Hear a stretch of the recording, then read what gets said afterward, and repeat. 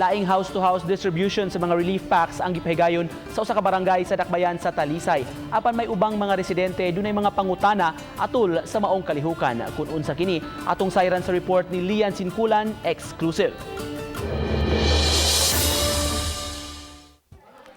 Gipatuman ang social distancing, maong house-to-house gyud ang pag-apod-apod sa mga relief packs sa usa ka barangay sa Dakbayan sa Talisay. Ang matag pamilya nga naa sa listahan nakadawat og kapin sa 3 ka kilong bugas. Matud sa barangay kapitan nga gawa sa hinabang nga nahatag sa city government, mipuno ang ilang barangay aron makumpleto nga mahatagan ang mga naa sa listahan.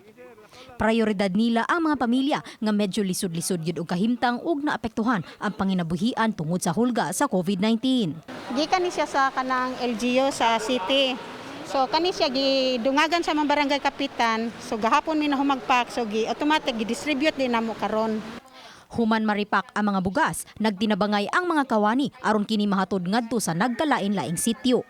May nalipay sa nahatag nga hinabang. Okay ra na ko importante na lay bugas. Apan may uban usab nga nakuwangan. 3 ka kilong bugas niya. Magunsa na lang na ang 3 ka kilo. Nga daghan mi pamilya. Oh, mura taon na mo panginabuhi niya. Di na biya mi kangadto sa syudad. Apan giklaro sa barangay kapitan nga may mga dilata unya nga ipanghatag gawas sa bugas humay. Unya mahatagan usab ang mga wala na lista kay gipasubrahan nila ang gipamalit nga pagkaon ug may second batch usab sa pag-apod-apod sa mga relief packs.